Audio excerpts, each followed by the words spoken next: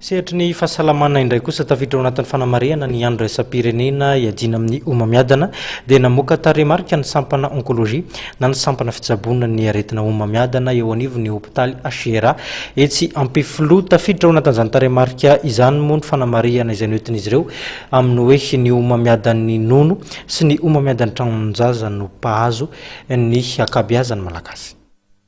Mahatratra 7 isan-jato ny tahampahafatesan'ireo olona marary ny omamiadana ka ny 20 isan-jato dia omamiadan'ny nono, ny 20 isan-jato kosa omamiadan'ny tranon-jaza.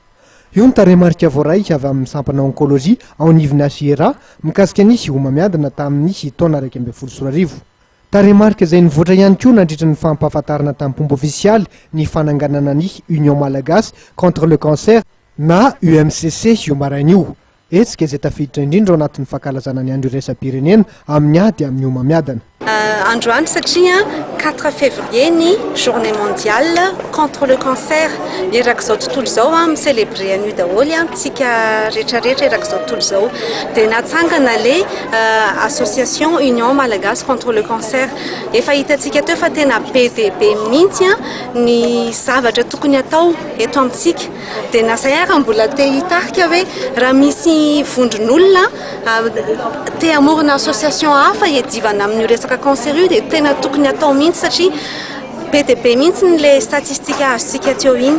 Ny afaka ataonay zany amin'izao dia mampahafantatra manetsiketsika atsika tsirairay avy amin'ny resaka cancer io amin'ny resaka prévention, amin'ny resaka dépistage fa tsy manakana mihitsy akory zany anorina hoe atao asina prise en charge ao raisina an-tanana mihitsy ilay marary. Izay raha teo ny UMAC Union Malagasy contre le cancer miara-miasa amin'ny Fondation Akbar Ali, miara-miasa amin'ny Ligue française contre le cancer ihany koa dia miara-miasa amin'ny LIAM izay vondrona miady amin'ny cancer eraky ny Afrika. Miara-miasa akaiky amin'ny Fondation Akbar Ali ny EMCC amin'ny fanatotosana ny ady amin'ny omamiadana. Efa ho efa taona tokoa izao ny Fondation Akbar Ali noho nirotsaka tamin'izany ady izany ary fametrahana ny paikady nasionaly mikasika ny ady amin'ny omamiadana no tena tanjona napetrany. Nanangana ny unité mobile ihany koa ny Fondation Akbar Ali ka marary misy 10 teo eo